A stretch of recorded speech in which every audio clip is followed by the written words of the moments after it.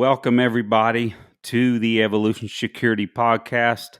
As always, I am Aaron Davis here with my twin bro, Eric Davis. How you doing, bro? Well, doing wonderful, especially with the awesome guests we've got and the very fact that you are on the show with me, because it was looking like you might not be able to be on here with me. So I'm pretty pumped that you're here. Well, I'm glad to be here because I didn't want to miss this episode with our good friend Craig Douglas from Shivworks. Now, to many of our audience members, he does not need an introduction. But if you are serious about self-protection, you need to go to shivworks.com. That is shivworks.com and check out his coursework, including Extreme Close Quarters Concept, otherwise known as ECQC, Edge Weapon Overview, also known as EWO, or the one that Eric and I have not gotten to take, but man, Armed Movement in Structures, AMIS. Someday we're going to take that. That's just a list of some of the amazing courses that he offers, and ask anybody that's taken any of those. They are life-changing. That's not hyperbole. It's been life-changing for both Eric and I. So with that, Craig, we want to change it up, buddy. We want to focus on what your training is like, because we see how much you travel. We know you well enough to chat with you every now and then. You're dang busy. So, we wanted to chat with you about your training life in between all this travel you do, teaching all these awesome courses. Sure, man. So it's been very limited, honestly, by the health issues I've had over the past year and a half. I had a vaccine injury, which sidelined any personal training, probably from December of 21 till about May of 22. And then I started getting over that. I could barely make the road show and just teach like I normally do. I started getting better May of 22. Started going back to jiu-jitsu and lifting, and then at the end of June, so 30 days in, I tore 3 tendons off of my pubis symphysis, fairly catastrophic core injury, and then had to have surgery 2 months later, which I had done in Philadelphia, Pennsylvania, to reattach those tendons, and then started. I took I think 3 weeks off from the time I got cut till I taught the next class, and I was pretty sore and I couldn't do much. But with Brian and Scotty, I could have them body double the things, that required a lot of physical exertion. As I talked people through it, I could still run the range. I was sore at the end of the day, but I gradually just I grounded out and got to a point where I could start sort of rolling lightly with people I know in jiu-jitsu around probably February of this year. And then I started going load bearing and doing some light hypertrophy around April. And then, I've been fairly continuous until about probably 6 weeks ago. Had a shoulder injury. Thought I had torn either my supraspinatus tendon or my labrum. Just had imaging done on that here about a week ago, and nothing's torn. It's just a real severe case of proximal shoulder bicep tendonitis. So it's just a matter of rest.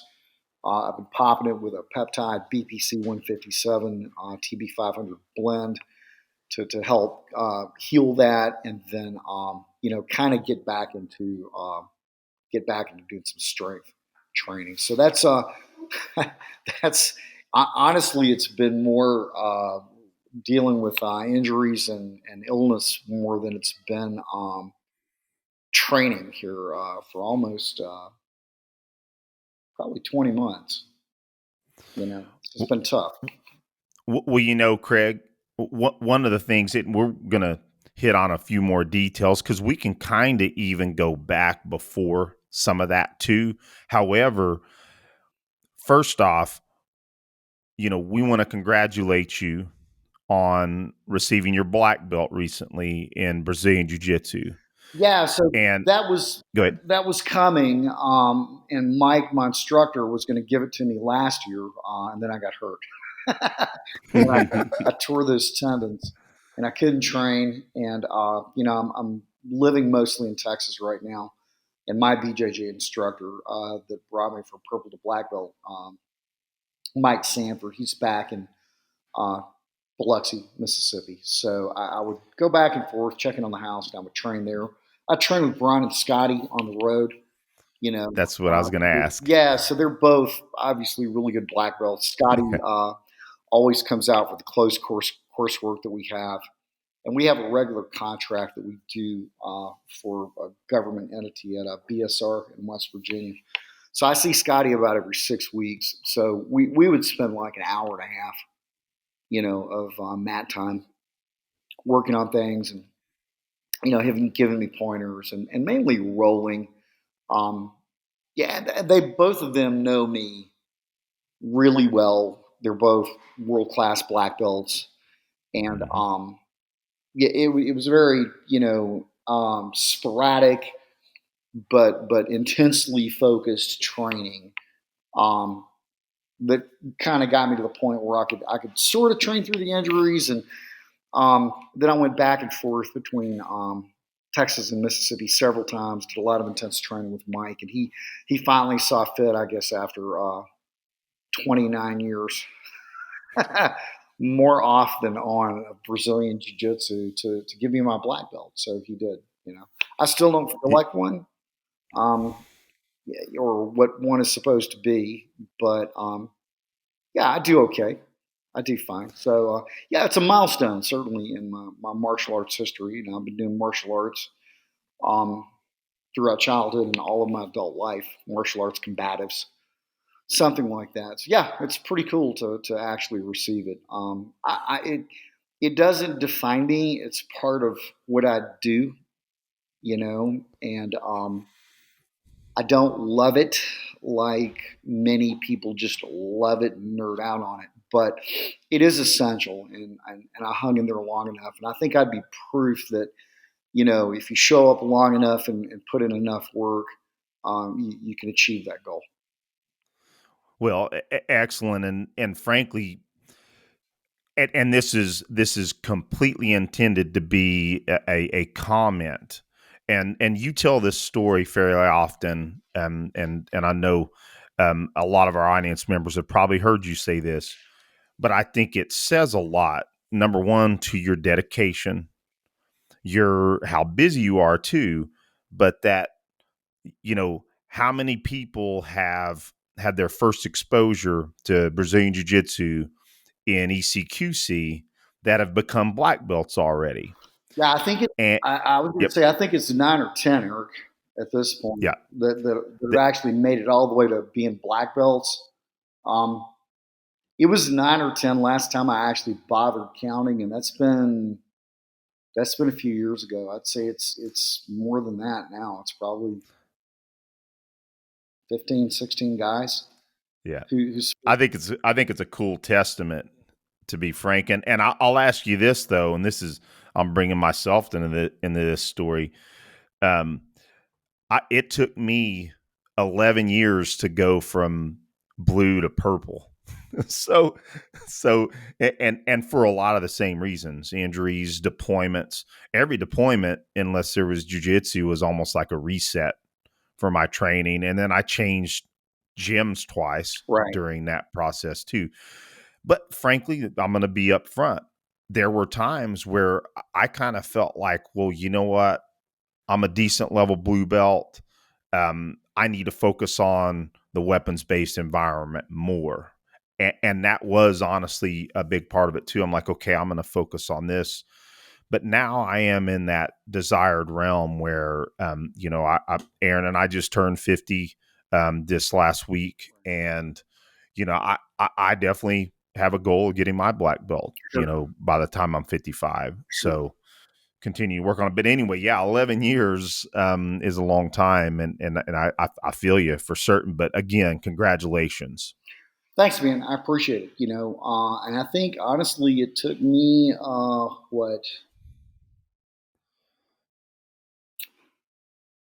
7 years from purple to brown, Yep.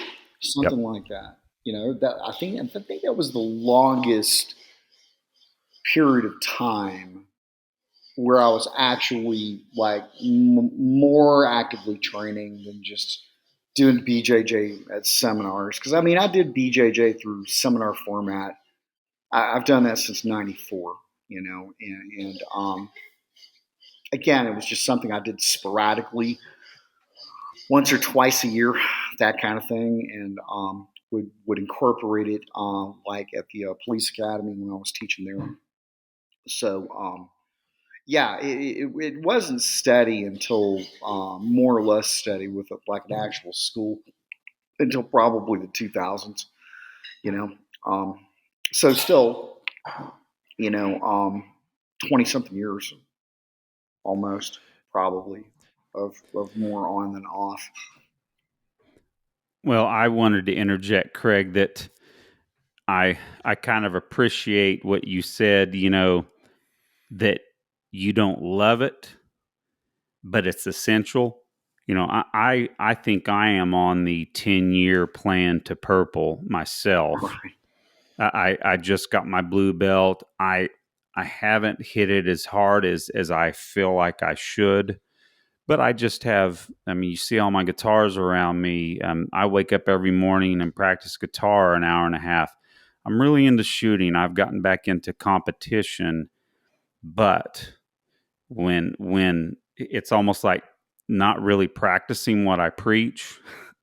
Whenever people talk to me about self protection, I say if you're going to do anything, get fit and then do jujitsu.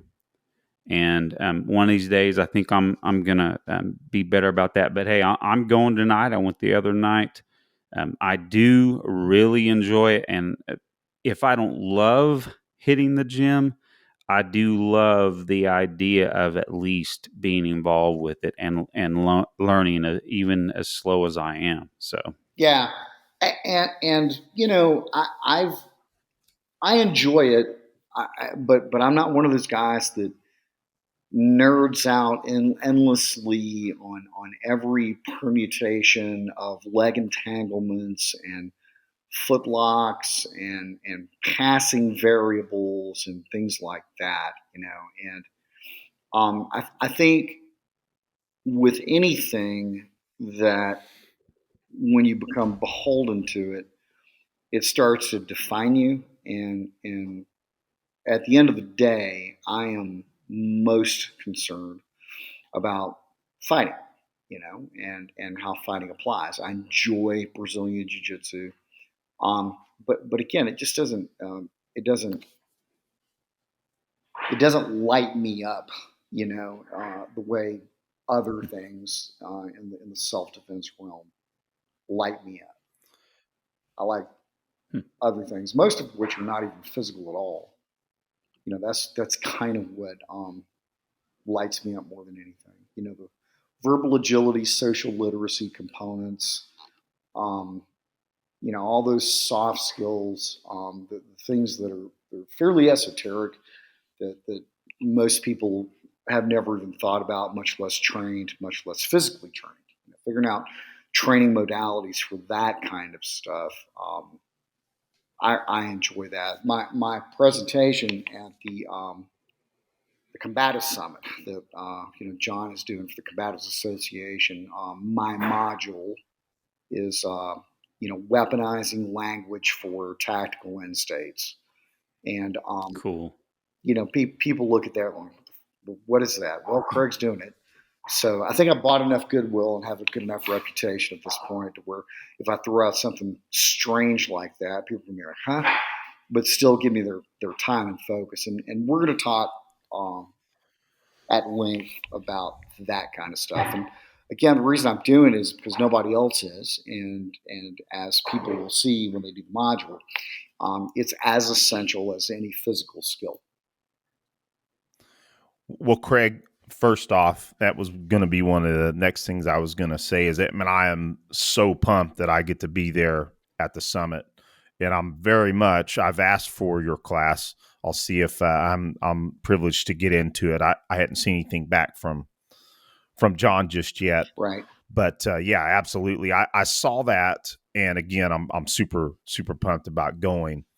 I am curious, how much related is it to, is it different than muck?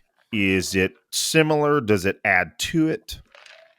It's so the drills that we do where we add in the verbal layer to throw in the eye jab, and we experience trying to hit the default position under um, a verbal task load.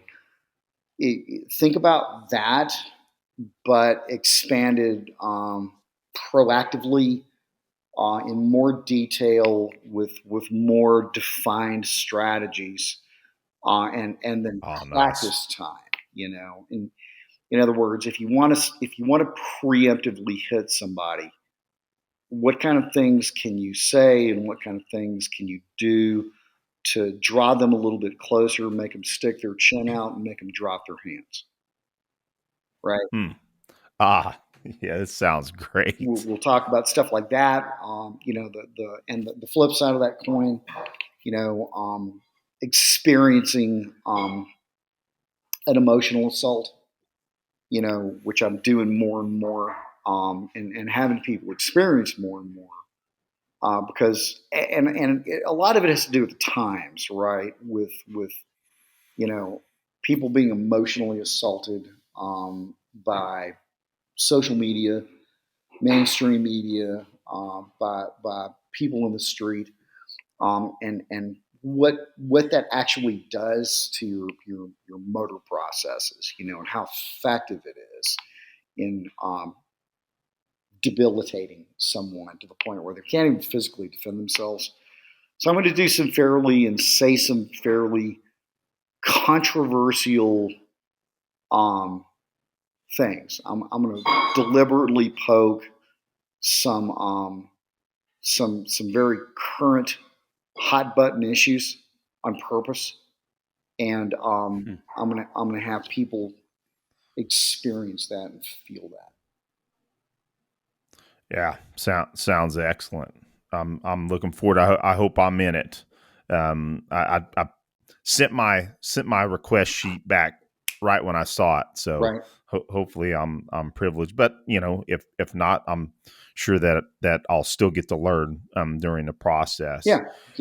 One last thing on jujitsu that can be pretty quick, and then we'd like to move on into weightlifting. And there's some mental aspects to my questions in the weightlifting aspects as well. But back to jujitsu really quick. Gi or no gi for you? And then lastly, what is your jujitsu deep dive right now? I know you just got back to it, but just a quick little couple of questions on that. I don't really. I do more gi, or excuse me, I do more no gi simply because the no gi and MMA classes are during the day, and my preference is training during the day versus night. If I Yep. do heavy physical activity past 5 p.m., I don't care whether it's lifting weights or doing jujitsu, it really affects the quality of my sleep. Hmm. Yep. So it's really, I mean, if we had more gi classes during the day, or if I go to a place, here in Dripping Springs that had a noon gi class, I'd do more gi, you know. So, you know, that's really it. I think you need both to be well rounded. Um, my face tends to get scuffed up more in gi than no gi, Yep. Same because I just here. smash my face into people a lot. So, as far as getting, abrasions and burns and looking beat up. I look more beat up when I'm doing more gi. And gi tends to probably beat me up more than no gi. It does. I think ultimately, I definitely train in gi more these days just because availability of classes. I do kind of like how I can slow it down a little bit. I'm just being honest, with the gi, I can slow things down a little bit. Um, but also for the progress within, my own training, that's why I've been spending, but I prefer no gi.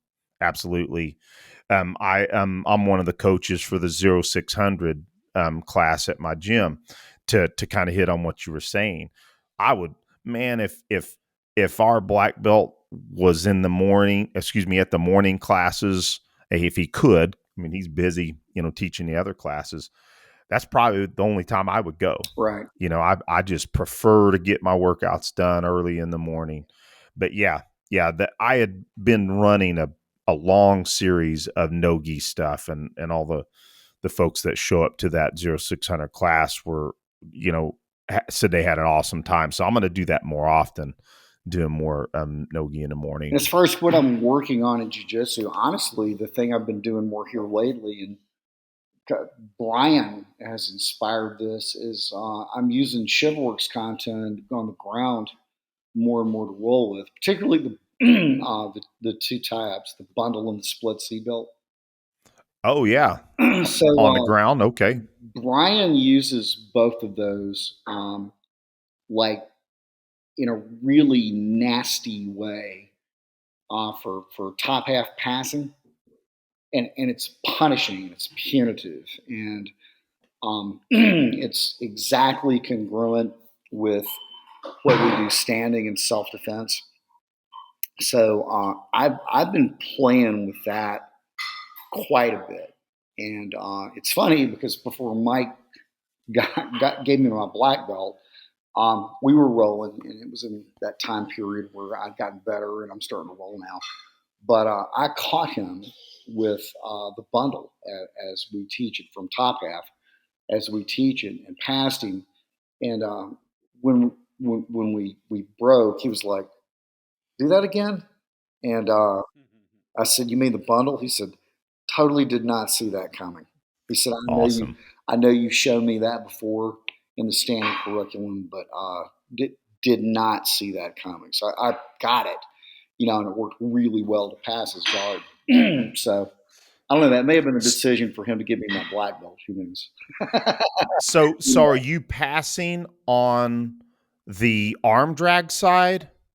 Is that how you're passing on the arm drag side, or are you using it to You're pass passing on the on? wizard. You're passing on the wizard side. Okay, yeah, He's gonna gotcha. underhook, right? Yep. And all I'm going to do is whizzer across, and I'm going to catch it far side arm, and I'm going to just get heavy on him and crush him down with chest pressure, and it's fairly nasty, and it keeps him from doing a whole lot of anything until you can, kind of, windshield wipe your hip back and forth, and work your way out. It works really good. It works really good, and because your arms are crossed like this, right? I mean, just when you expand your chest, it's a lot of uncomfortable pressure, and it's really easy to flatten a guy out from there. So, but everybody goes for that underhook, right? They always, that's what they're going to do when they're fighting on a top half or bottom half, is to go for that underhook. So the bundle exploits that, and nobody, Yeah, that's. and nobody, I tell you. Go ahead. I'm sorry, Craig. nobody sees it coming. And we just haven't Oh, seen we haven't seen a lot of guys, even though I think more and more guys are at the highest levels are starting to like combine arm entanglements with leg pummeling more and more. So it's just, to me, that's interesting because it's congruent with what I do, and I do nerd out on training efficiency and that kind of thing. Reductionism and congruency. So if we can take what we're already doing in the self-defense curriculum and apply it to the sport curriculum, or a sport curriculum. Yeah, I think that's pretty cool, and that's something I'll actually nerd out on. you know. Well, I'll tell you, I can't believe I hadn't thought about trying to use the bundle on the ground. I'm, but anyway, I guarantee you, I wrote a few notes here, and next class I teach, I'm gonna bring that into the class and start playing with it. That's awesome. You have to translate for me, bro, later. Sure will. I'll put it on video, and I even pass it to Craig. Make sure I'm doing it in the light that he's using it. I think I understand now the way you described it. I think what we'll So, do, actually, I'll assign Brian because we're off for a couple of weeks. mhm. He just opened his jujitsu school in Clearwater, Florida. So Oh wow, I may just tell him, hey man, shoot a video of translating the bundle in gi and no gi from top half back. that, You that know, would be awesome. yeah. So we can just put it out there to everybody. Oh, that would be. I guarantee you, Craig. Everybody's No, gonna want don't to put see it that. out to everybody, Craig. Come on.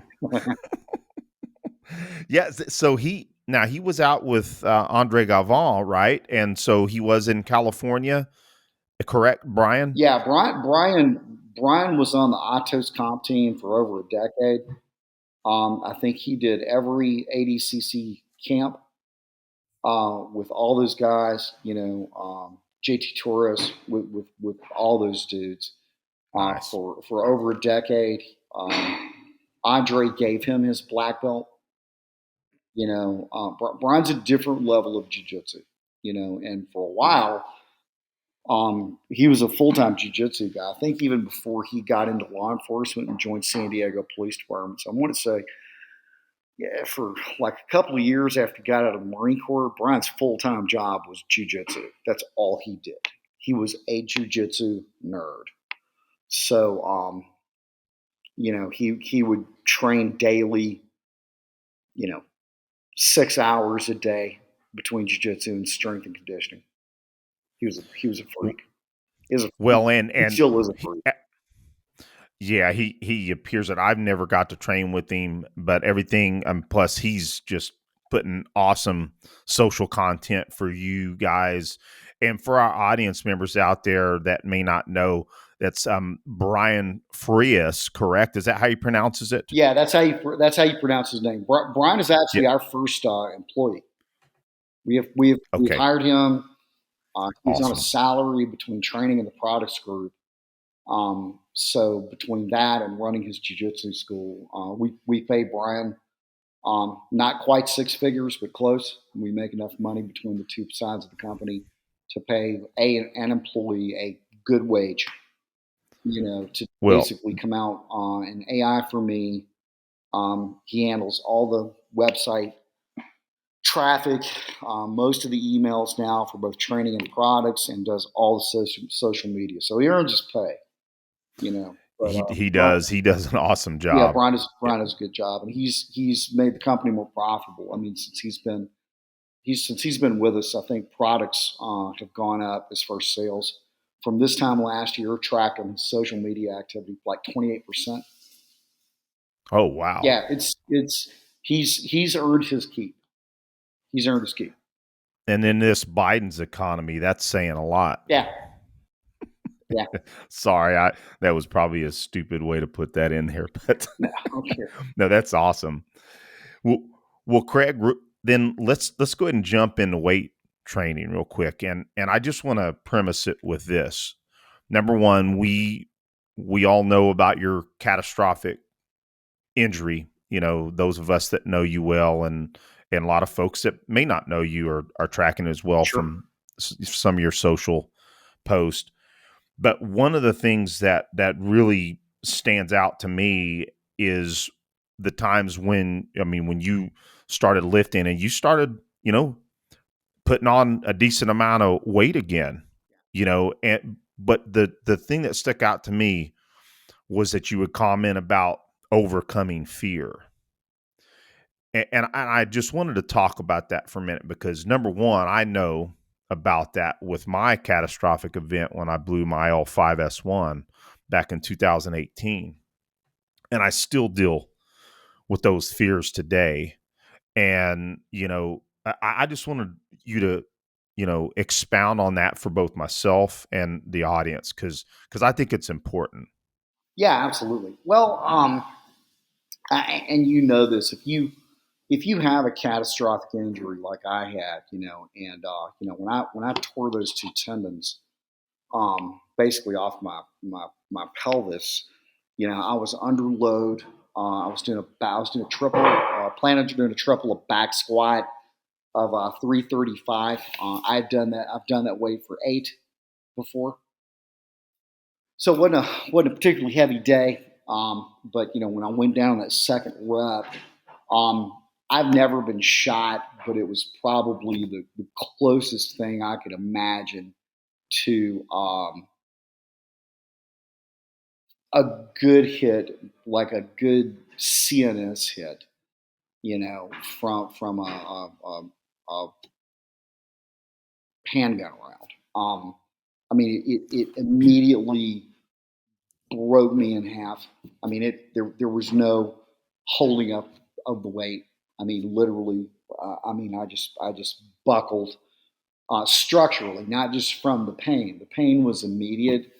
I felt pain similar, but the structural, the way it gave structurally, it just broke me. So that loss of control with 335 pounds clattering down. Thank God I, rightfully had the safety bars up. Oh yeah. And that was a huge lesson, because I have squatted before without safety bars. Yep. Same here. And pretty heavy too. It's something I'll never do again. Yep. with not even warm up weight. I put safety bars in the rack even when I've got warm up weight. I may not do that with the bar, but if I throw on a plate, those safety bars are going up. Period. They are. Well, Craig, real quick, I don't mean to cut you off. You probably saw that. I think he was in Indonesia. Did you see that? I guess you would call him an influencer. Some weightlifter Crushed himself. That, yeah, killed him. Yeah, it's serious business. Yeah, I saw that. It is. So yeah, so the immediate loss of control. And after I think I laid there in the rack, balled up in the fetal position for probably a good 6-7 minutes before I was finally able to. And I thought initially I'd blown a hernia out. I didn't know what happened. I just never felt that kind of pain in that area of my body, nor had been physiologically incapacitated. So it was fairly frightening, finally, kind of hobbled, bent over out of the gym, and immediately drove myself to the emergency room. Got in there, and I told them I think I blew a hernia out. I've never felt anything like this before. I was back squatting. So they did everything they could, and a CAT scan. That was the only we couldn't get an MRI done, but a CAT scan showed that that I'd torn the gracilis tendon, I think is what he said, off my off the pubis symphysis. And I didn't even know what that was. I went, huh? So I had imaging done within. Actually, that happened on a Sunday, and I had an MRI on Tuesday. Wow. Because my neighbor, his wife has worked for the largest orthopedic surgical practice on the Mississippi Gulf Coast for like 25 years. So I got in there, got the imaging done, and then they looked at the imaging and told me exactly what I'd done. And said, we've never seen an injury like this. This is an unusual injury and an unusual mechanism for injury. And if it's repairable surgically, we wouldn't know how to do it. Whoa. I'm like, okay. So I had copies of my imaging, and I started farming that out to orthopedic surgeons around the country. I had hit, 5 different orthopedic surgeons in 4 states. None of them had seen that injury before. And they all, were like, I think you ought to just rehab that. So I was just to the point of doing that when one of my alumni reached out and said, "Hey, I've got a gal up here who's a physical therapist that saw your saw your video and we were talking to her about it, and she thinks she might need surgery, and she has a surgeon you should probably talk to." So it turns out the surgeon that I eventually got to is a soft tissue abdominal core injury specialist. That's all he does. He's not an orthopedic surgeon. And it's a place in Philadelphia, Pennsylvania called the Ventura Institute, and they're really the only ones in the country that specialize in this injury and similar, as they categorize them, sports hernia injuries. And most of their clients are the NFL. So I talked to him. I overnighted him a copy of the imaging. He said, "You know what? If you were a normal person, I'd say maybe rehab. But if you ever want a guard in Brazilian Jiu-Jitsu again, you're going to have to get this fixed." Nice. So I was like, good deal. Right. So anyway, so I had the surgery, and I had a great result with it. It fixed me. I'm pain free, and that's a long way of getting back to the story of managing being under load again, right? And not only manage that physically, but managing that emotionally, and in particular dealing with the fear of re-injury. So for me, it's a very gradual thing, and getting back into lifting, which I started doing like light hypertrophy work. Just to get number one, just rehabituated to going to the gym every day. Right, that was the first thing, because I'd completely fallen off on all of that, and was battling pain and depression and things like that when and still having to teach, when I was going through the recovery part of this, and then going daily, just kind of showing up, accepting limitations and trying to build my body back up, and get a sense of what it could do and resiliency. So I started slowly trying to pick up stuff off the floor. I still haven't back squatted, but I've done everything else, and I'm not sure I'm going to back squat again. I have not outside of body weight, or maybe single leg work, but putting myself back under load, literally under. I'm still not there as far as that goes. So I'll do leg presses, I'll do pistols and things like that, and leg extensions. But as far as back squatting, and I'm not sure how much I need that at my age. I mean, I'm 55. So I'm not sure how much of a good idea it is to load my spine, with super, 400 pounds, that kind of thing. I'm not sure how much of a good idea that is. So, which is fine. I'm not a competitive athlete. I've never been a competitive athlete in anything, combat sports or strength. So, but the fear management process really was a daily and then in the moment thing. So, getting to a point now, and I've actually documented some of this in some social media posts where, hey, this is the first time I've picked up 2 plates off the floor. This is the first time I've picked up 3 plates. off the floor. Okay, so here's a single for double. Here's a single for double body weight. 365. Here's a triple, and it's just a little. It was a very gradual thing with getting myself back, and I think I before the shoulder. Before the shoulder went bad, and I had this, not an injury, but just what I was dealing with. I think I did a single of 430 for my deadlift. It was a fairly Nice. easy single. I think I remember you posting that, and that may even been one of the ones where I saw, and there was a couple of them.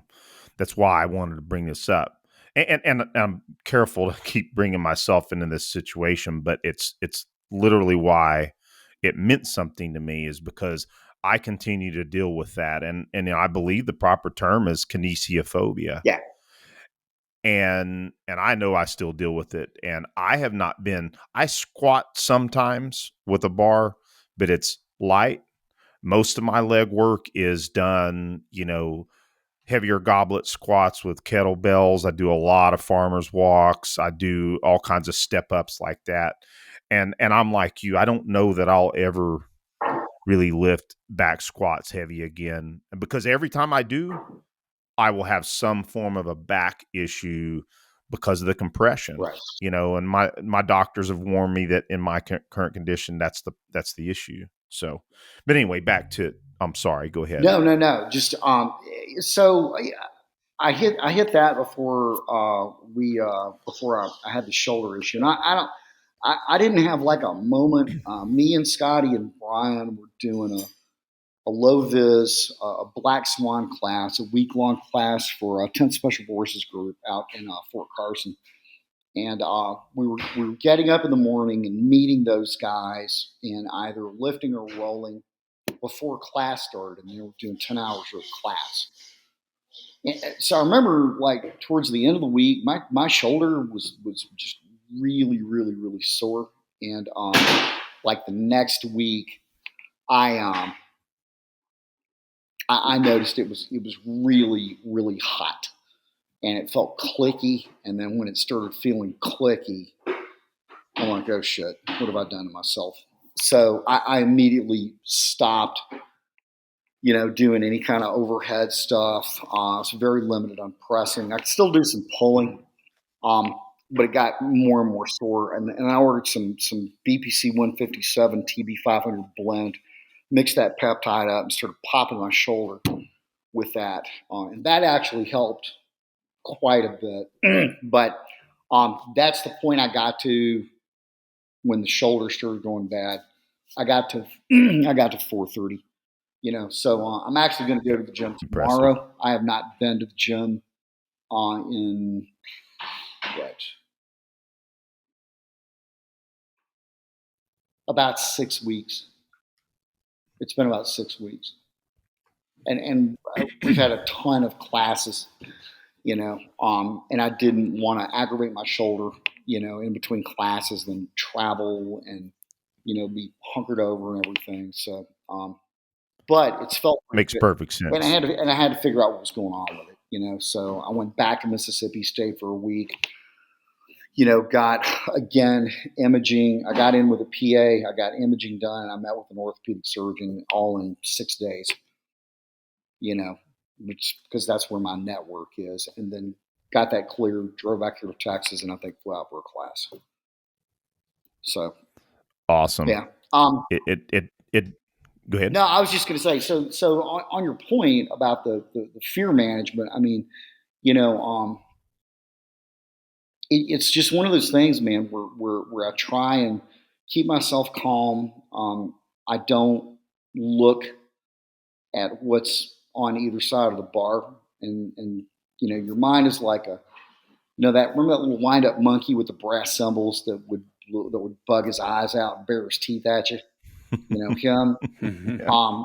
So to me, he's fear, the fear monkey, and that's the image I have of my fear is, a bunch of and a bunch of noise, So I picture him in my Mhm. mind, and I picture just letting the cymbals kind of slow down, and until he's no longer, this cacophony in my head, and I can actually do what I want to do. Um, I'll make little tiny adjustments. I did 360. Now I'm going to do 370. I'll add 10 pounds. Um, Mhm. and Mhm. I'll look at it, and then a lot, and sometimes I'll fool myself instead of putting on a fourth plate, right, and seeing that big plate get on the side versus, okay, I'm going to put on. It seems like it's easier, right, when you have a 25, a 10, a Mhm. 5, and two and a halves, right? Yep. You got all that change. It's the same amount of weight, but it's not the fourth plate. And It's not the fourth wheel. yeah, it's not the fourth wheel, right? And it just makes sometimes it makes it easier. You can trick yourself, you know. So little stuff like that. And honestly, um, if I just wasn't feeling it, or I had to like really psych myself up, I just didn't do it. I'm like, that's enough. And being okay, honestly, with walking away from it and not thinking about that as a loss, not letting it bug Yeah. me or anything like that. And I think that's one thing I've learned more than anything over the past 20 months managing all this shit is accepting age and limitations. I think that's been the Mhm. biggest lesson in strength and conditioning. Well, Craig, that's all super helpful. It really is, and I like your providing some visualization on what you're seeing. And again, folks need to hear. Sometimes it is okay that you're not.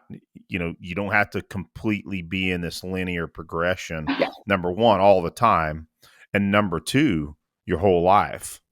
You know, yeah, I I, I I think there's a certain point, and Nick Nick Delgadillo, forgive me, brother, out there. I think sometimes that linear progression is may not be always the best thing for us. I think most people that it can be. There's a few of us out there that it may not be the best thing at the time. right. And it's okay. I think after a Yeah. certain point, I think linear progression mostly, I think it always works in the very beginning. I mean, for the first year with Richard, who taught me the three lifts and the right way to do them, Richard Hawthorne, I would squat on Monday, I would bench on Wednesday, and I would deadlift on Friday. That's all I did for a year. I did no accessory lifts. And doing that and learning those three lifts and doing nothing but that, being very singularly focused, where, Richard's competition program was, we did, we did 6 sets of 10 first week, 4 sets of 8 second week, 3 sets of 6, 3 sets of 3, 3 sets of 6, and 3 sets of 3. So it was like a 6 week thing, and then we'd do it again, right? We'd repeat the cycle the next 6 weeks, maybe a little bit more weight, tracking numbers from the previous 6 weeks. But I did that, nothing but that, for a year, and it put 20 pounds. I actually put more than that. It put 25 pounds. Now, granted, I went on test Cypionate. I didn't do anything else, but I went on test Cypionate um, a little bit after I think I started lifting with Richard in like January of 14. I think I went on test um, in like May of 14, because for a while I was gonna. they didn't have my dosage right. So I got augmented, but I didn't do anything else. I wasn't tracking diet. I wasn't taking in protein. I wasn't doing creatine or anything else. I was doing a mill of test a week, and um, that's all I did for a year. And that put, let's see, I'm around 55. So how old was that when I started lifting with Richard? 46. I was 46 years old when I actually started lifting and training in earnest, and not just asking around in the gym. And it put 25 pounds of muscle on me. I mean, I remember you going through that transformation, yeah, and because at that point, I think that the time when you went through that, I think I might have been the only one around. I don't think Rich, but I was definitely your assistant, and boy, I could tell the difference in your strength levels, man. Absolutely. And I will say that's what I was going to ask you, because I've been on Sippin' 8 since, so it would have been 2019 now. Yeah, so it was 19. I went on it, and I'm at one meal every 2 yeah, weeks. And I just couldn't remember what I was going to ask you, what you were on, because I knew that you had said you did. I was curious. yeah. It's a mill a week, and it's Yeah. 200. It's 200 milligrams. So Okay. Yeah. Yep. it's well within a a therapeutic dose. Oh, It's not absolutely. a lot of test. I think Intermuscular. Where do you do it at? yeah. So either Scotty or Lauren will give it to me if I have one of them around. They'll pop my shoulder, and if they're not around, then I just hit my thigh with it. So Yep. I am. I've got a large needle I draw with, and then a smaller needle, but it's still intramuscular. I think it's an inch and a half, please, Yeah. inch and a Yeah. half. That's what I use, an inch and a Probably half. a 24 gauge. I think I draw with like an 18, but I stick with like a 24. I'll just buy extra needles and put those on there after I draw. Yeah, I'm not going to lie. Even after all these years, I mean, it's not painful whatsoever, Yeah, not whatsoever. But still, every time I got to go give myself a shot. But at the same time, it's worth it. yeah, I think sometimes there's, um, and I've been saying this for a little bit. I think the stigma's gone. I think men need to embrace it. yeah. I agree. We were go ahead. Yeah, we were talking with John Dobb about the same thing. We had him on not too long ago, and he was speaking about his experience with it. So yeah, I mean, I make no buts about it. I tell everybody that may benefit from it, just to make it happen. It's well worth it. Yeah, I mean, Well, I am not a competitive athlete. I don't have to give blood or urine up to USADA. yeah, I'm just an old guy trying to stay in the game and be able to train and stay healthy. So I mean, I will use anything. When it comes to for the most part. I mean, I haven't I'm not using like multiple different anabolics or anything like that. I use test. I'll use peptides like ipamorelin and CJC 1295. That's a big one.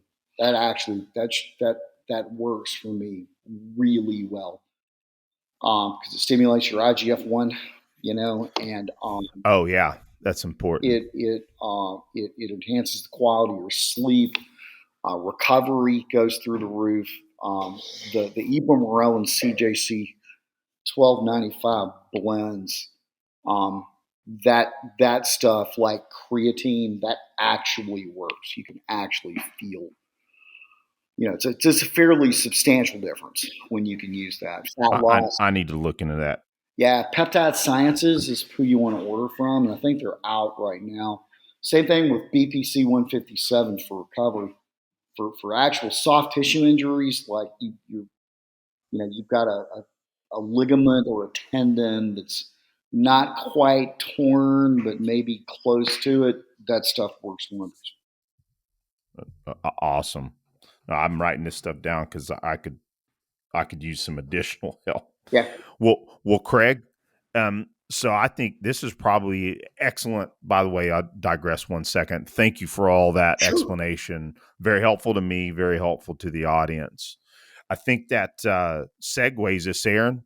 You want to move into the next subject? Sure, Craig. Just curious about this, since of course we know you're not a firearms nerd either. But do you what's your firearms training look like? Mainly dry fire. I get out and do live fire when I can. That's fairly infrequent, to be honest with you. Outside of a demo or a few rounds fired on a lunch break at an ECQC. Um, and I think the last time I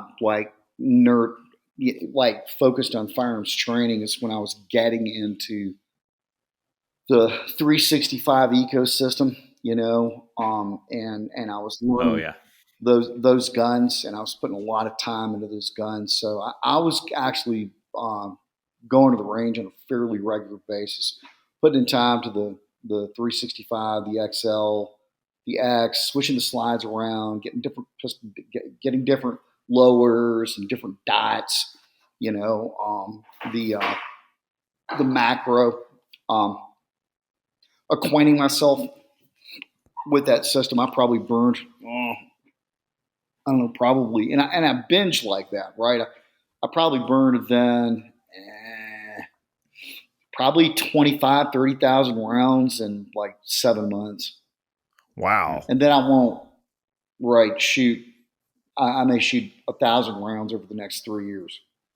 I mean, it's just, I binge like that. I really do. So, um,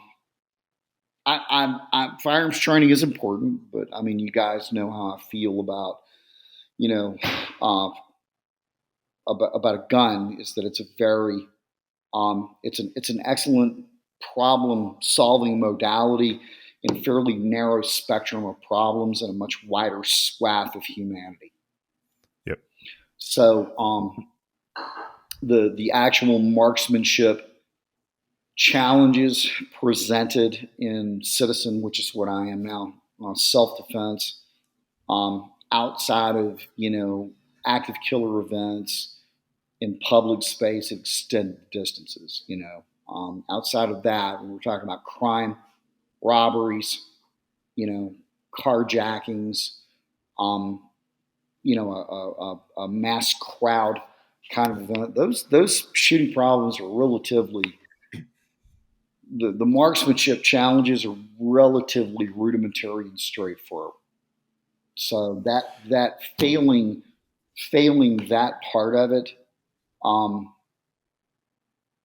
I don't worry about. And honestly, when I end up role playing and red teaming, and I end up being a role player, which I don't do in like open enrollment stuff, but I do in closed enrollment stuff. Um, I don't miss as the bad guy with the sim gun.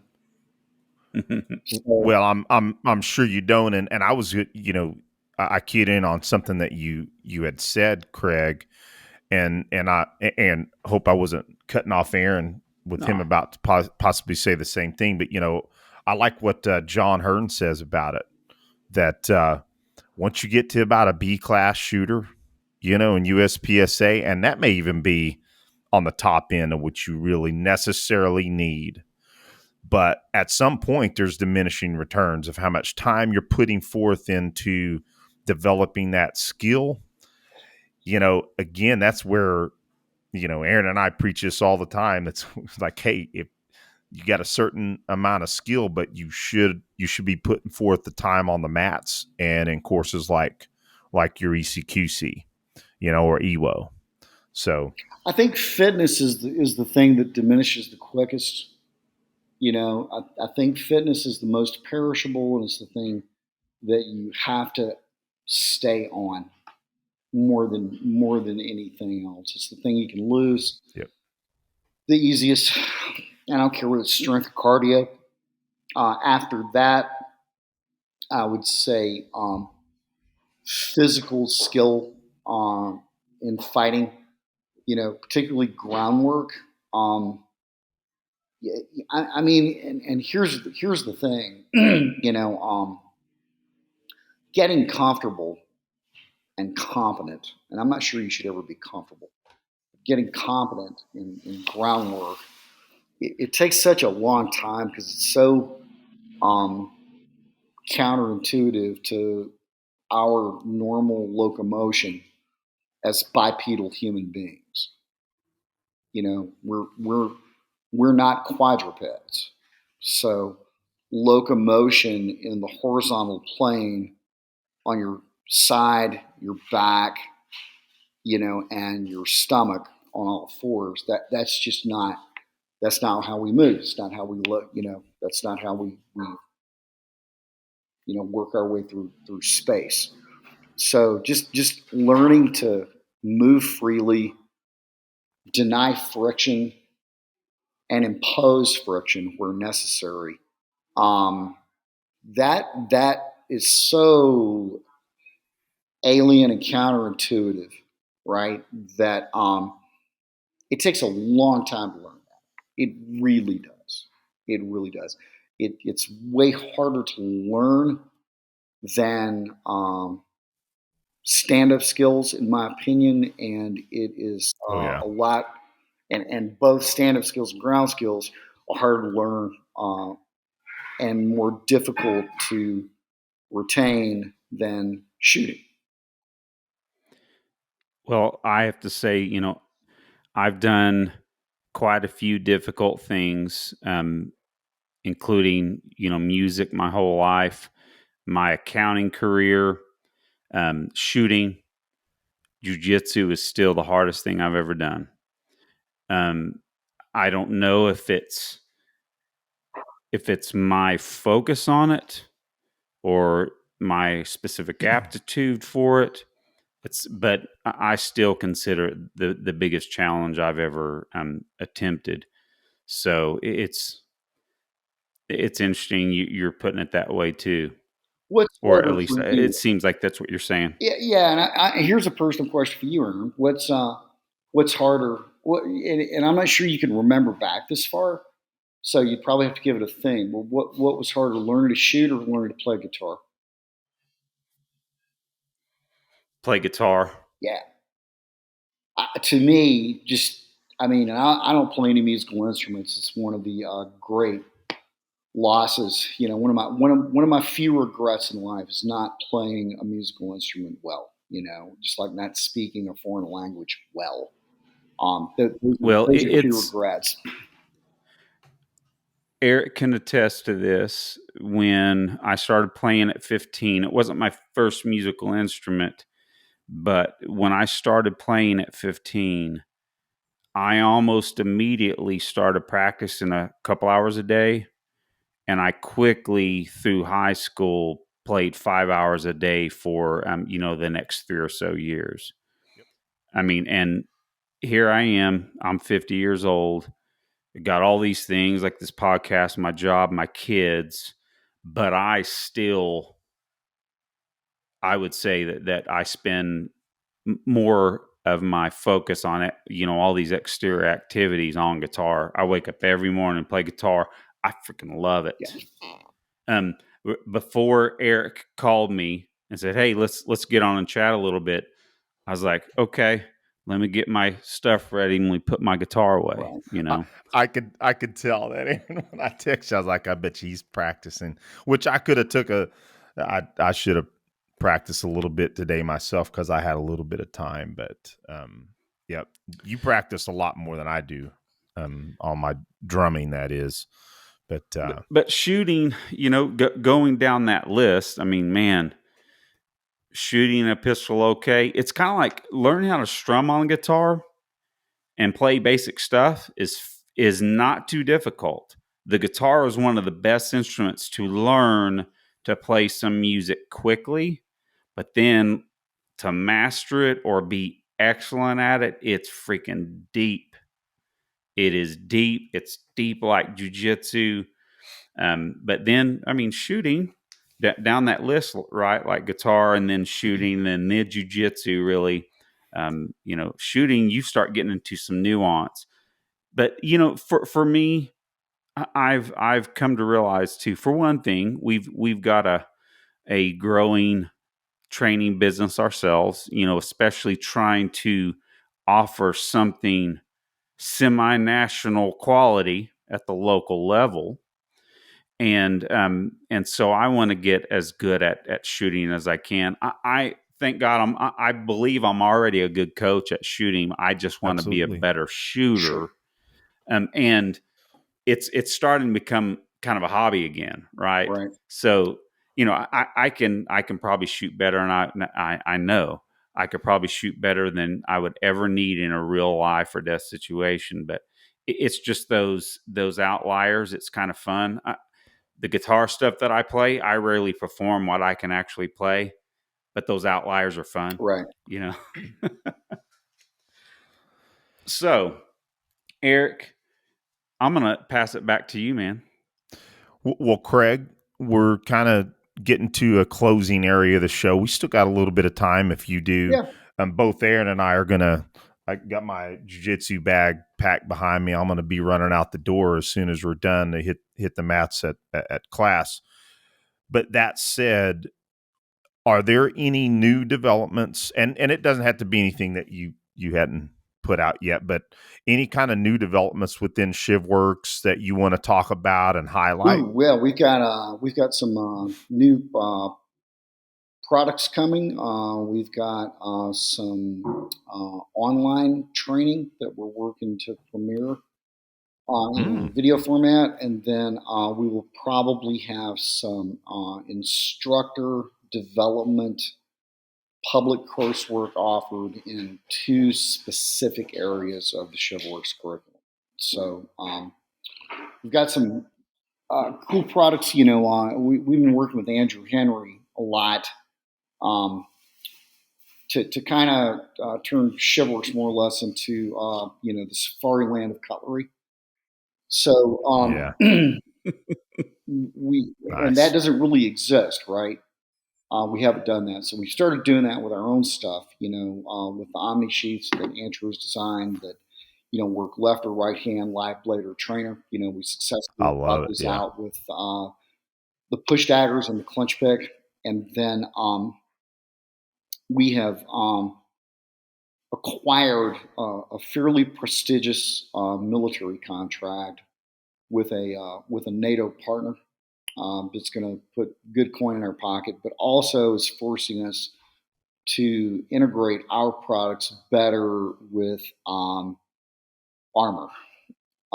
We've got some Nice. really cutting edge, innovative things that are simple and they absolutely work to integrate our stuff with armor efficiently. So that's cool. And working with Andrew has been a huge thing. We're gonna have a blade that we're gonna debut here probably I'd say 4 months. Um, it's I'm getting some prototyping done right now. It's for a specific application that a lot of people want. So we have an offering to cover those people, and it's something I believe in too. It doesn't define me, but that's coming out.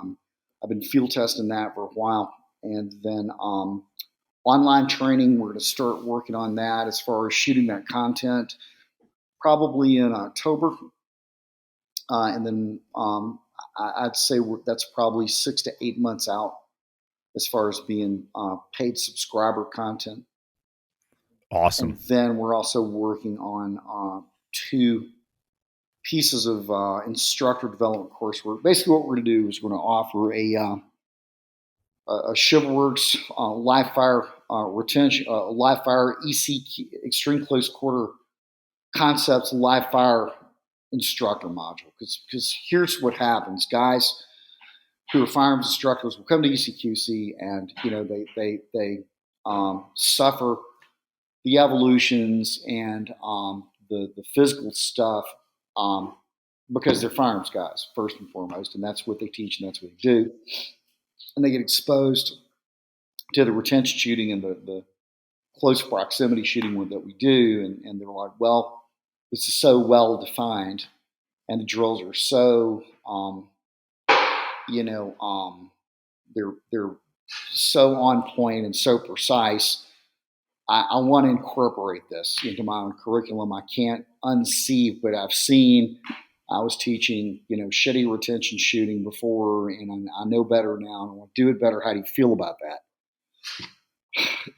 And those are the ones who ask me, right? And I know there are plenty who don't. Mm-hmm. So what we're going to do is basically teach people how to teach that curriculum and cover how to do a proper safety brief, at least to a Shivworks standard. How to set up a range, generalship of the range, how a PI and AI or AIs, if you have more than one people, how they have and quarter up the range, what their actual responsibilities are, the difference between single stimulus commands like whistles and timers versus using your voice, which allows you to dial the volume up and down, and then the actual things in the 5 areas of instruction within the ECQC live fire curriculum with the nuts and bolts of the actual drills and how to safely conduct those drills. So, and again, if people are going to do it, then fine, we're going to get paid for it, number one. Yep. And you are going to do it to the standard. You're going to do it to a published standard, number two. The company has an expectation. Look, yes, this person was exposed to our content. These are the expectations upon him getting, a piece of paper from us that says instructor, and that has an expiration date. So that's one thing we're doing. And again, that covers mainly the firearms people out there who come through coursework and want to incorporate those elements. The second thing I'm looking at doing, and this is actually the bigger challenge, is offering some type of instructor development in the MUC strategy template. So the other side of the coin are the people who are self-defense instructors, and this is particularly true with women. So I'll have a woman who occasionally carries a gun, does some firearms training, but she doesn't consistently, but she does teach other elements to women of self-defense, and when she gets exposed to MUC, obviously it becomes the linchpin of a woman's self-protection strategy, actually anybody's self-protection strategy. So again, they want to teach it or teach elements of it, or can I express your content through my lens?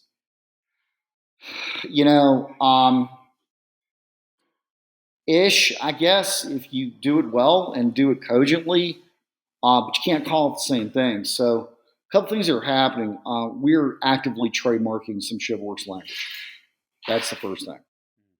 We've got a patent attorney that actively is trademarking MUC, in-fight weapons access, and things like that, because it's language that I coined to mean very specific things within the Shivworks curriculum, and people are using that language as a vernacular to describe things that are not Shivworks. So that's the first thing we have to do, is take control of our language. And then the other thing is teaching people, like really doing a deep dive. There are a lot of, and there are guys even who have been training with me for years who make an attempt to teach MUC, and I will see video snippets of what they offer, and they're still not getting it right. They're still not getting it right. So really going into a deep dive. Everybody thinks that managing unknown contacts is throwing your hands up, running around in a circle, and saying, "I can't help you," and that's not what it is. Okay, I talk about what it is. It's a strategy template for dealing with an approaching stranger in a place that would support a crime against a person more than another. What does it do? It's a strategy template for enhancing our awareness, avoiding problems that may be developing, and if problems are confirmed, possibly deselecting out. Managing unknown contacts is a formal way of establishing distance outside of the social norm and establishing an actual well-defined verbal boundary. And Well, Craig, I'll tell you what, I would just like to interject for one thing that those two modules, I wasn't really expecting you to focus on those two things, which to me that's pretty novel. The way you now Muck makes sense to me that you would offer development or instructor certs in that, but the firearms thing kind of floored me. But I'm going to pat Eric on the back because he and I got to teach our first full class together, a full weekend of some firearms and combatives. And man, I was floored to be able to see Eric teach that stuff. He kicked ass at it. I was so proud. But what I'm excited about, and I hope that one of these days I would be able to get to take one of those classes or both of them, because I know that the muck part's going to be the hardest part, but that is encouraging to me because, man, being able to teach combatives, say like Eric does, man, that's a daunting task for me for sure. But man, those other modules, that sounds awesome. yeah, and we're not, Yeah, that it does sound exciting. and to Go be ahead, clear, Craig. we're not certifying somebody to as a Shivworks instructor to teach full Shivworks coursework like Sure. ECQC. Oh, sure. Yeah, that's not what we're doing. Oh, sure. That I understood that completely. What we want to do is give people who are incorporating fairly consistently elements of Shivworks coursework into their own coursework, and doing so well-intentioned, but usually badly, because their only exposure to it is as a student, and then they don't have the the more in-depth knowledge, of why it works the way it works, right?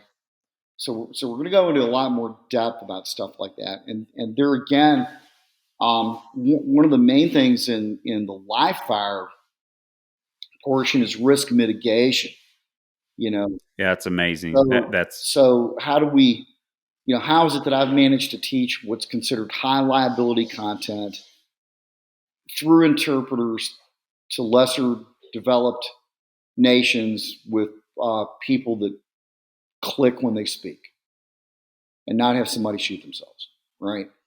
And a lot of it is anticipating and knowing where if something's going to happen, it's going to be right here, and maybe what we do is we have a drill that has a separate draw command and a separate fire command, and we do that for 10 iterations, and then now we'll eliminate the separate fire command and let them draw and fire in one motion, and understanding,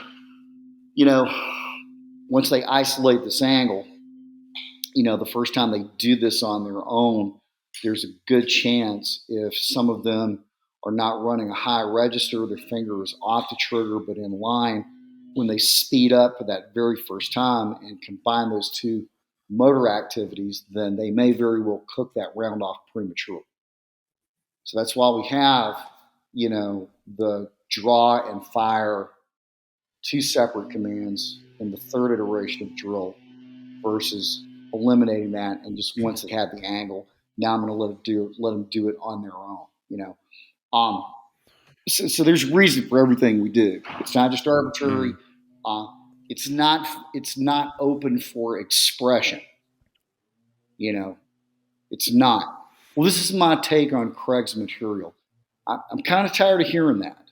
It's either my material done to these standards that are well established over 21 years of work, and you have been taught by me how to properly teach that. Now, that doesn't mean you're a clone of me. That doesn't mean you have to say everything I say when I say it and the way I say it. But you have to teach it correctly, right? You can't just run around in a circle screaming, I can't help you, and call that muck. That's not what muck is.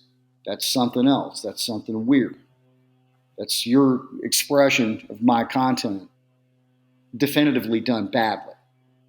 Mm-hmm. So I'm seeing a lot of that. I'm seeing disappointingly guys, maybe I shouldn't say disappointingly, who are just, they're not teaching the material the way it should be taught, to the detail it should be taught in, leaving out critical components. I'll give you an example. I had a long-term guy recently do a muck presentation, and he elected to teach the criminal assault paradigm, and he elected to teach, he elected to skip the demonstration where I show the implications of range of time, where I measure a sleeve's length off, touch the guy, move a step, move not a shoe size back, do it again to show the change.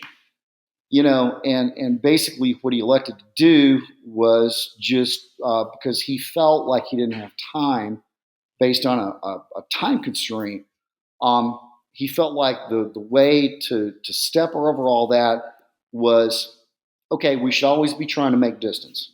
Now, the way we do that. So, first of all, that's a misstatement because muck doesn't make distance.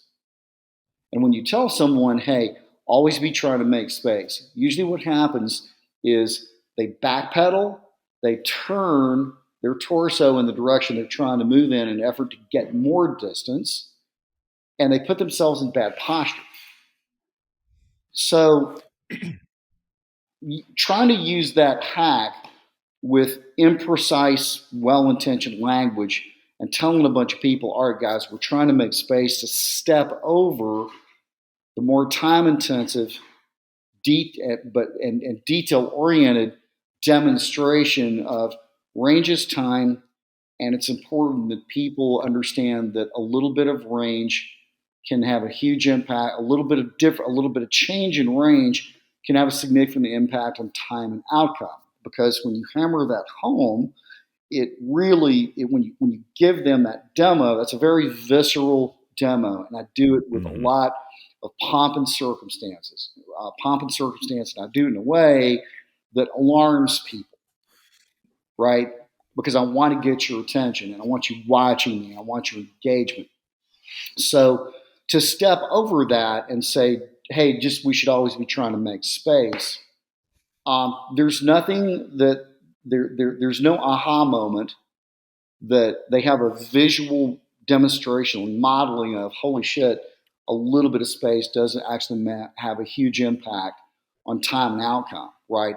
And we tell people incorrectly you should always be making space, which will set someone up to turn their hips, backpedal, and get in bad posture.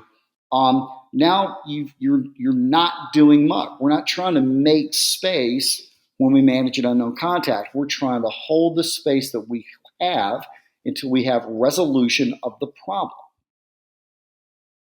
And that's a lack of precision in the language and the delivery, and ultimately the expression of the tactics.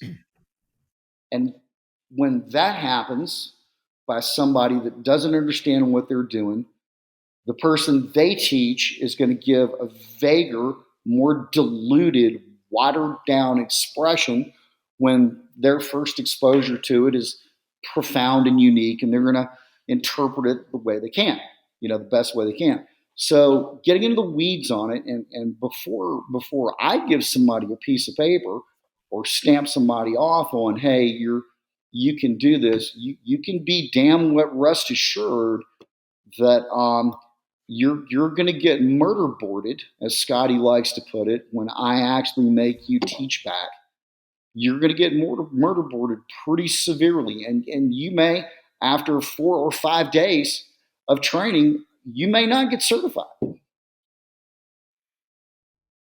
People have been asking for it. Cool. It's going to be done as standard. It's going to be expensive, time and money, and it's not going to be easy. It's not going to be easy. So yes, the muck portion, the muck instructor, workshop certification, but I don't know what I'm going to call it yet. That's not going to be easy. It's going to be fairly intensive. Well, Craig, if I can add a couple of things to all your descriptions. Number one, I think it's brilliant that you guys are going with teaching the firearms piece of ECQC and the muck, and leaving the rest of it to the ECQC curriculum, your specific curriculum. I just think that because folks need to put forth their own time into all of that, and come up with their own curriculum in that realm. Yet at the same time, the two things that I've seen from the way that you enunciate, teach, and progress through the shooting piece, there's what I have seen as a major side benefit to the way that you teach that is that you can take individuals that have not been through any draw stroke work, and by the end of those, let's see, 6 to 8 hours 6, of shooting, yeah, total. They leave there having the high register. They have a very deliberate reholstering process. They are extremely safe out of the holster in 6 hours versus another course, say, for instance, say, level 1 course where the draw stroke is taught in some effective manner. We don't even have to name a specific one, but still not fully understand how to draw the pistol safely, reholster the pistol safely, and be a better version of that high register. And so that's the one thing that I started observing through training under you and seeing it done, and then just saying, hey, this is the reason why this process is the way to do it. So I just wanted to comment because that's something I've observed over and over and over and over again, that I think is important. And number two, the muck piece being the most important piece of our self-defense capabilities, and that you would choose both of those to be what you're going to actually put forth the time and certify people. I think that was when I saw you going back and forth with some of the folks online, I thought, I get this. I think I know why Craig and Brian and Scotty are going this direction. Yeah, because they're way more firearms instructors and unarmed self-defense instructors than interdisciplinary instructors. So giving them the best retention, and the people that are probably teaching our retention shooting are not teaching. It's probably very, very well may be a GP 101 tack handgun to 16-hour weekend class that a lot of local or regional guys offer. And they want to incorporate an hour on retention shooting in the class. And they want to have the credentials to do that. So giving those people, the firearms instructor, the orthodox firearms instructor community, permission to use our techniques taught to our standard, in our way. That's cool, man. And giving them instructor training on how to do that. that's the first people we want to service, and then the larger self defense community, or even the combat sports community. The combat sports community that wants a legitimate self defense program. Where should they begin? Muck. One of the things I'm tired of seeing is a BJJ school who has an average person, walk in and say, "Hey, I watched the UFC and it looks like those guys are tough, and I'm not interested in doing that, but I really want to be able to defend myself." Right? What I'm tired of hearing are combat sports schools say, this is more of a competition-oriented school. We do traditional Brazilian Jiu-Jitsu. You probably need to look at Krav Maga. I've heard and seen gyms do that. I don't want to see the Brazilian Jiu-Jitsu community in particular abdicate self-defense at large. And I think giving a Brazilian Jiu-Jitsu school a muck instructor certification and having them be able to teach that, not only does it give them the most important piece for the average person in self-defense, but it also, if they can get those people in there, it's a clean school and they're decent people. Quite often, as we've seen, just having that piece available, it can be a feeder into a combat sports lifestyle. Oh, yeah. Initially people come in wanting self-defense, but, they look around, it's interesting, and it's a little toe in the water. A lot of times something like muck and self-defense just gets them in the door.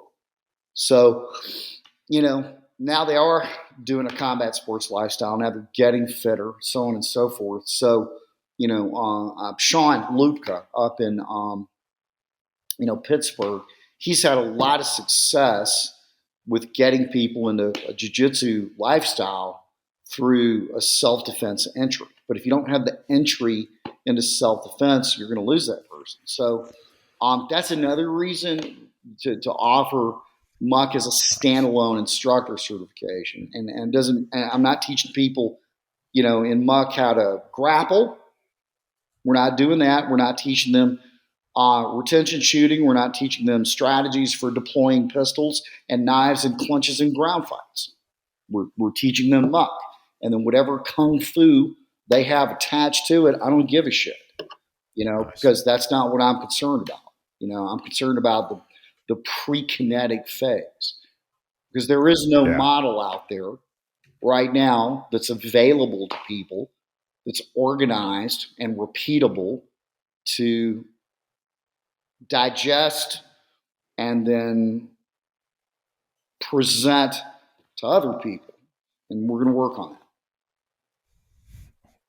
Well, I would tell you it's exciting. I'm glad that you guys put forth all the time that you did. I know there's been a lot of discussion about it for a long time. I know, we've been in your presence, when we've hosted you in the past, where this discussion's been going on a long time, and I could see trepidation in the way that you discussed it with us. And I think it's because of precisely some of the things that you've delineated. And I think you were extremely deliberate in making a decision to where you're at this point. So I think it's very exciting. I think, man, great decision on what you guys are doing with it. So the body of work, and here's another thing, man. After when you get over 2 decades of doing something, and you literally, it's your child. Here's the bottom line: the body of work is bigger than me. The body of work that I created is bigger than me now. It is. That's the bottom line. So I'm going to have to open it, let other people, like Brian in particular. Brian's exactly 20 years younger than me. Brian is way more talented at his age as an instructor than I was at his age as an instructor. And hopefully he'll be better than me at 55 when I'm 75 and probably not doing this a whole lot. I'll probably still be doing it. But that's the first thing is if there's going to be a successor or somebody that exceeds me, and the body of work is going to be legitimate outside of, Fight Club, Craig's Fight Club, started in 1998, literally 25 years ago, is when we put on motorcycle helmets, snuck in the back part of the range at Gulfport Police Department at 9 p.m., just beat the dog shit out of each other with sim guns and MMA gloves and helmets. And we're like, let's do that again, do that again, do that again. We've come a long way, So if it's going to get beyond that, which it has, then I have to release some of my control and see what happens, and let this develop globally into a legitimate field of study, which has always been, it's always been my interest. I've always wanted to be able to have conversations with people about similar work. And I wanted that for years. I've wanted someone to tell me something I haven't seen or I haven't done when it comes to grappling with guns. I've wanted to see that, right? And I still want to see that. And I still want people to make observations and think of things I haven't thought of. So that requires more people working in this area, which again comes full circle back to why I'm such an adamant supporter of the summit, and that the combative summit, number one, not be a Shivworks thing, right? So I think the Combatives Association was the perfect umbrella to bring a whole bunch of people into.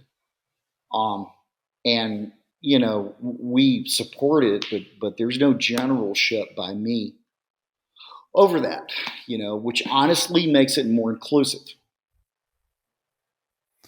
Well, Craig, half the people that are teaching there, or probably more like a third, that I have trained with personally, and the other portion I've wanted to train with. So I think it's pretty badass.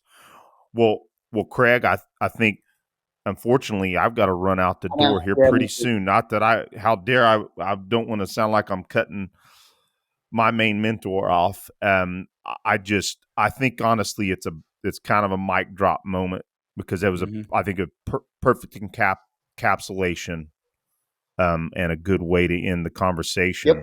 Yep. And unless you have anything else, Aaron or Craig, if you got anything else to add.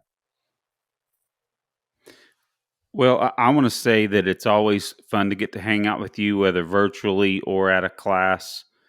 I am long overdue doing an ECQC again, so I bet you next year I'll hit one. Hopefully Eric and I can work it out to where we can either, I think Host I think Eric would like to go as a student, man. It's time. So it would be nice. Just thanks for hanging out with us, man. Again, it's great to have the support by someone like you for coming on our show. It's an honor. So thank you, buddy. Thank you, man. Thank you, guys. You guys supported me for a long, long, long time. So likewise, I appreciate it. I appreciate the goodwill over many, many years. And yeah, dude, whenever I got time and it's available, if you need it, I'll give it to you guys. Thanks a lot, Craig. You guys have a blessed evening. Talk later. All right. Bye-bye.